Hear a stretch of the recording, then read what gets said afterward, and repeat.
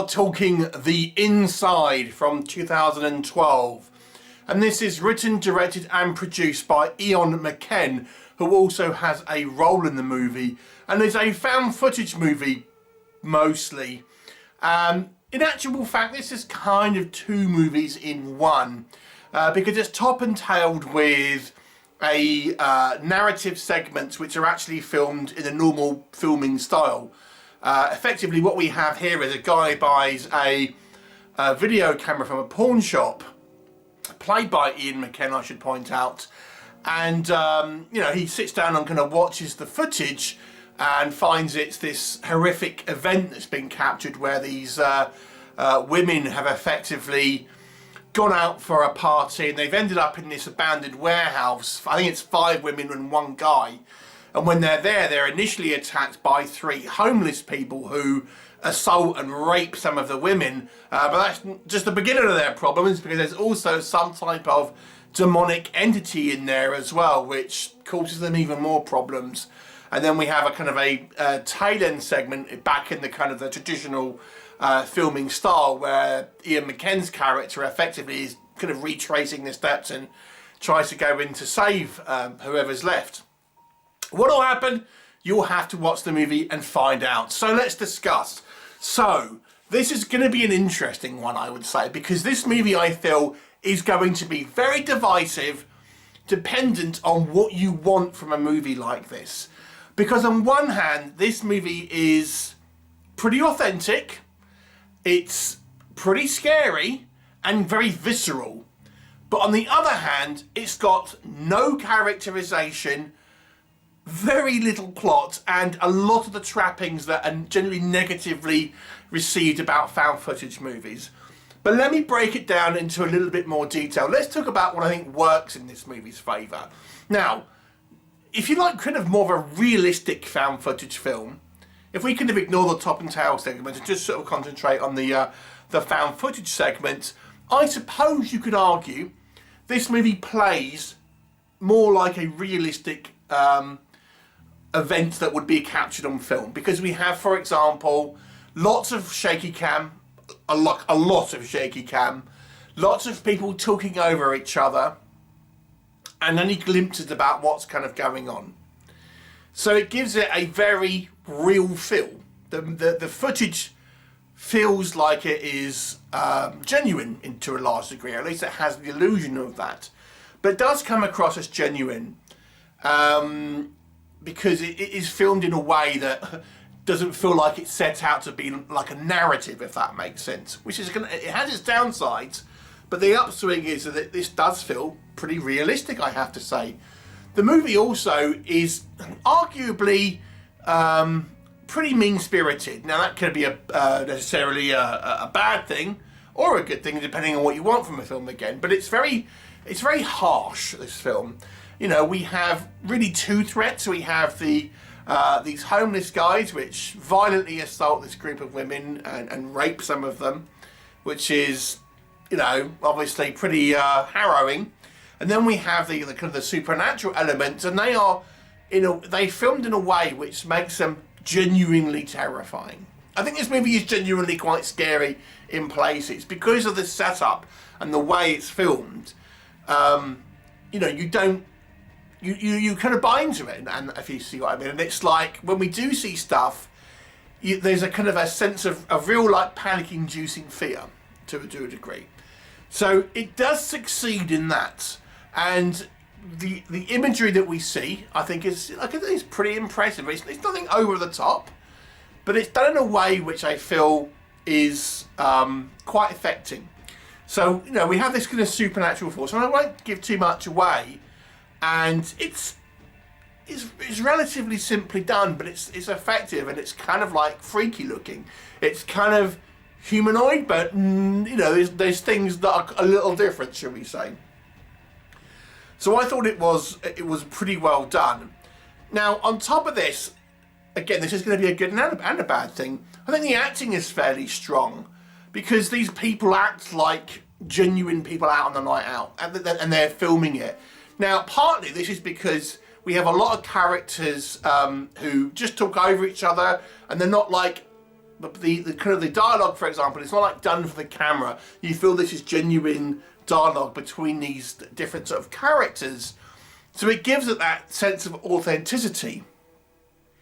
We'll talk about the downside in just a moment, but it does have that. And like I said, this warehouse where it's shot looks dirty, it looks dilapidated, it looks run down. It looks pretty good for a a horror movie setting. So I think if you like those visceral, somewhat violent and sometimes hard to watch movies, then that aspect of it is going to suit you well and you may want to watch it. However, there is a flip side to this, because what this movie does not do is give you any type of characterization or any real actual story, so to speak. So the problem with the way that it is done, and again we'll talk about the little top and tail bits in just a moment. The movie starts off without any real characterization. I couldn't even tell you how many women there were. There's 5 or 6 and 1 guy. We're not even sure what happened to the guy. He just, he gets gotten rid of somehow, was all I'll say. But I'm not sure what actually happened. But, there's so little build up to this. I mean, a lot of times with found footage movies, arguably, people say, oh, do you know what? It's all in the last few minutes. It's all like last couple of minutes you'll see stuff. This is the opposite almost, because we get very little set up. And we get the kind of the stuff happening more or less straight away, maybe within 10 minutes of the film starting, 10-15 minutes of the film starting. So we don't really know who the characters are. They're just a bunch of Irish women.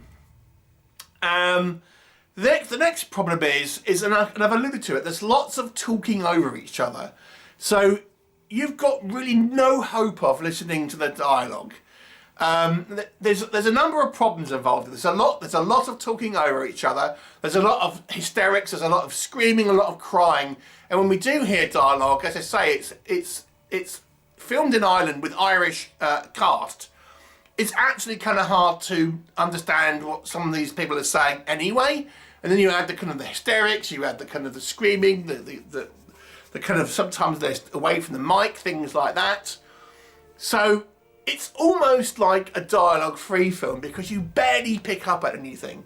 Only really the kind of these homeless people who tend to shout and have quite sort of deep voices, you can kind of understand what they're saying for the most part. But the women, I really didn't catch much dialogue from them. So there's very little characterization, and even when the movie is going on, I don't know who's got killed, who survives. Barely can kind of tell who's who. And I couldn't even tell you how many there were, to be honest, because it just doesn't have that build-up. And if you don't like shaky cam in found footage movies, there's a lot of this. And again, this is probably realistic, but it is just people running, and you're just seeing that the camera sway from side to side, up and down, black, swirling, that's what you're going to see, and a lot of it. Again, realistic maybe, but as a narrative, as a kind of a storytelling device, it's hard to kind of follow. It's a little bit incomprehensible to a certain degree. Are you wanting to know exactly what happened? Tough, because you won't. I don't think it's necessarily a bad thing, but it's one of these things where obviously you've only got a limited span where these people are kind of filming, so you're only going to catch what these people are seeing, but you don't really know what's going on, to be honest with you. You have to make some kind of like just assumptions about what is actually kind of going on here. I would say, once we kind of get into our found footage segments, we have that kind of rape revenge sort of, or just rape really, because I don't really get revenge, sort of segment, and then it kind of turns into like a cross between As Above and So Below meets The Descent, I would say. But it's like I said, it's done well, and I think it's genuinely quite affecting. But if you want a narrative, an interesting kind of narrative with characters and stuff, that isn't this movie. And then the bolt-on sections, which actually star the director. I think there was an interesting choice. There's some decisions made towards the end of the movie that I didn't really know why they were being made by the characters I'm talking about. Both in the found footage segment and the kind of the traditionally found segment, to be honest. So it's like, why would you do that? Why would you drop that? Things like this. I mean, in the review, I don't really like to kind of rewrite the film. I'd like to review the film as is. But one of the critiques here I would suggest is that if this movie the actual homeless people attack scenes, they don't really have much bearing on the story overall, outside of it's a harrowing affair. I think it would have been better to effectively skip that bit and then just have a little bit more development with the characters, and then we can kind of go into the supernatural stuff, which I think would have been more of a kind of an easier narrative to follow, if that makes sense. It's almost odd that they've included that, because it didn't really have... I mean, it's horrible for the characters and it's obviously horrific to watch, but as a storytelling device, I don't think it was necessary, outside of it gives a few more people to get killed, I suppose. So it's a real mixed bag, this one, because I think it succeeds in some levels and massively fails in others. So how to rate this one? Well, you probably guessed it's a 5 out of 10, because I think it's when it all balances out, you know, it succeeds some, it fails in others. 5 out of 10. That's what I'm rating this one. Have you seen it? Would you see it based on what I've told you? Do let me know, and I'll look forward to seeing you next time.